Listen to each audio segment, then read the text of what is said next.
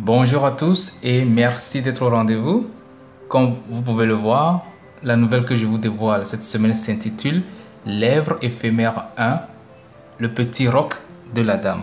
C'est de Aïe de Savi. Je vais commencer par les éléments du paratest, puis je vais vous donner le résumé. Ensuite, je vous livrerai mes impressions sur la technique d'écriture et nous nous séparerons en revisitant les termes abordés et la leçon retenue. La première de couverture est le premier contact du lecteur avec le livre. Elle éveille ainsi la curiosité. Grâce aux informations qu'on y trouve, le lecteur va pouvoir commencer à imaginer l'histoire du livre et formuler des hypothèses. Voilà pourquoi nous débuterons la découverte de l'œuvre d'aujourd'hui en décrivant les éléments du paratest. Au premier regard, on aurait cru un magazine de beauté ou de cosmétiques. Si l'on n'est pas un lecteur avéré, l'on ne ferait pas attention au titre Lèvres éphémères 1. Avec la couleur, la taille et la police choisies pour le sous-titre, cela demande un peu d'énergie pour le déchiffrer, tant nos regards sont dérobés par les lèvres roses immobiles de Sandy. C'est qui, me demandez-vous? Vous ne connaissez pas Sandy? Eh bien, c'est le nom de la modèle qui a posé pour cette première de couverture. Son visage bien symétrique, sa police sans tache ni bouton, notre modèle nous donne l'impression de fixer quelque chose. Quand on cherche à lire dans ses yeux, on imagine qu'elle cache une émotion, un secret de polichinelle. Sa beauté mise en avant, la couleur rose et jaune sur fond noir nous suggère à l'esprit que nous sommes en face d'un roman érotique.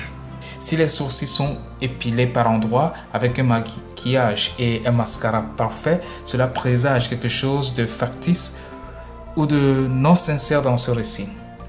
Le nom de l'auteur, Aïe de Savi, ainsi que le genre littéraire sont écrits en blanc.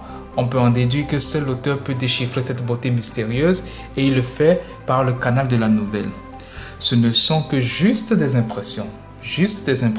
Cependant, une chose est sûre, c'est que nous ne sommes plus en présence des couvertures classiques illustrées d'antan. Un seul objectif, attirer l'attention des clients, que dis-je, des lecteurs. Bien, ici, lecteur et client, c'est pareil. Une dernière remarque. À la quatrième de couverture, le titre principal, Lèvres éphémères 1, ne revient plus. Ce n'est que le second titre, Le petit roc de la dame, qui est mentionné. Pourquoi? Je ne sais pas du tout, je n'en sais rien. De toutes les façons, n'attendons plus, dévorons le contenu, question de voir si nos hypothèses sont exactes. Coco fait la rencontre de la belle Hanifa dans un bar lors de son séjour à Annay. Il est séduit par la belle demoiselle.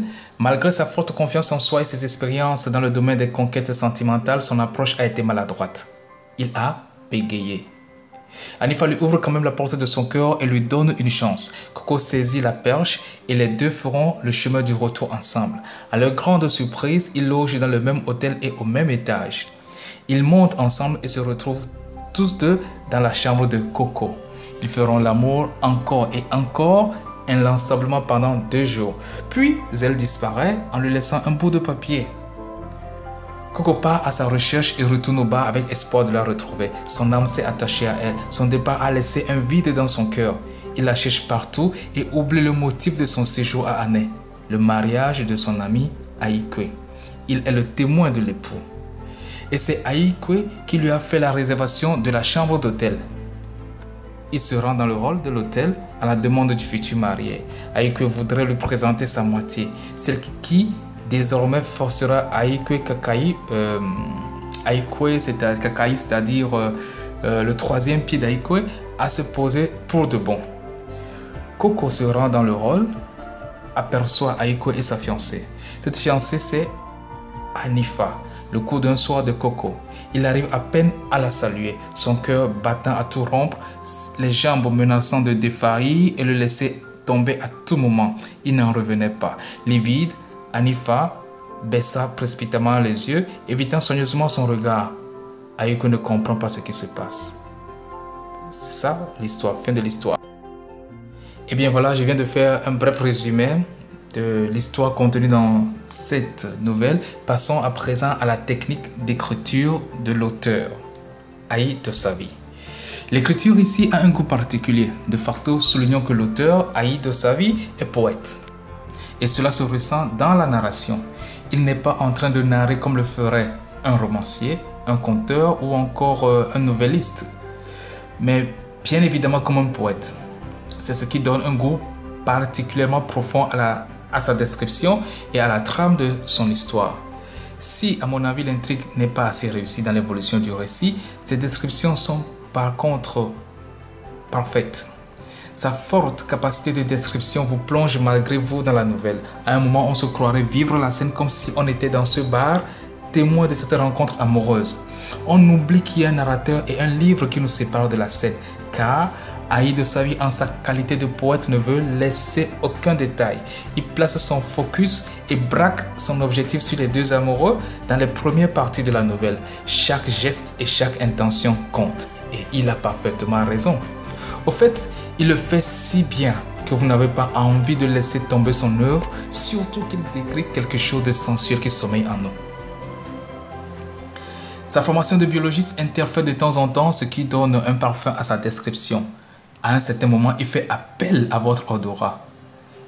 En écrivant, je cite, « L'atmosphère était saturée de phéromones électriques, pleine à craquer. » Dans le fond, on peut rapidement se rendre compte que l'auteur des Lèvres éphémères 1 aime le mystère et se plaît à l'entretenir.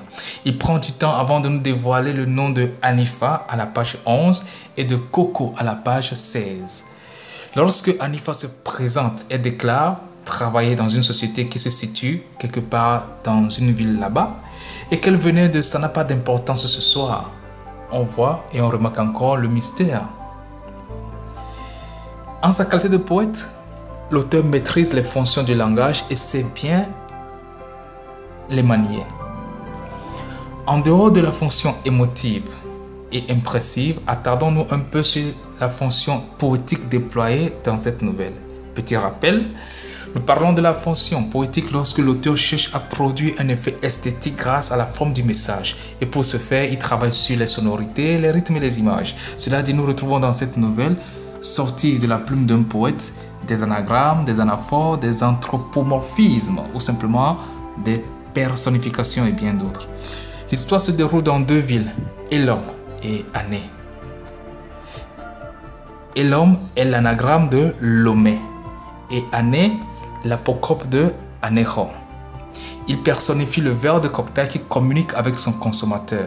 Cela rejoint sa capacité de description déjà mentionnée. Notons aussi le côté métalinguistique avec l'introduction des mots du vernaculaire comme Aïe Kwekakai, Amevivi, Chakachu, Yowo Deto, Chale Lekema, Eizande, Azian Wezonlo.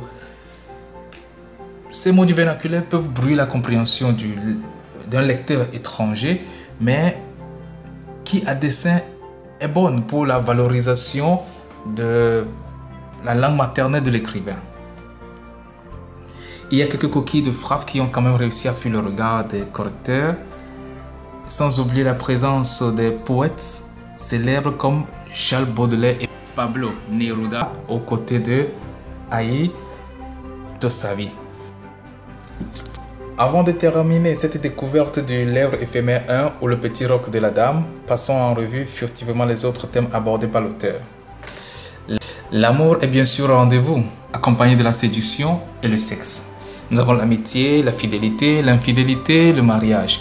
Il y a aussi une marque d'engagement, ou mieux de dénonciation. Aïe Dosavi, en décrivant les villes où se déroule le récit, use de figures de style pour dissimuler leur existence réelle et il profite pour présenter une réalité qu'on aimerait tous voir changer. Elom, la poubelle, et Ané qui avait été laissée à l'abandon pendant plusieurs décennies après les indépendances, tant par les fils du pays que par le pouvoir en place. Il finit quand même sur une ouverture de changement et d'espoir. Et oui, cela fait partie du rôle de l'écrivain de dénoncer dans l'espoir d'un changement positif. En conclusion, quelle leçon peut-on tirer de Lèvres éphémères 1 ou le petit roc de la dame? D'ailleurs, que signifie roc à vos dictionnaires?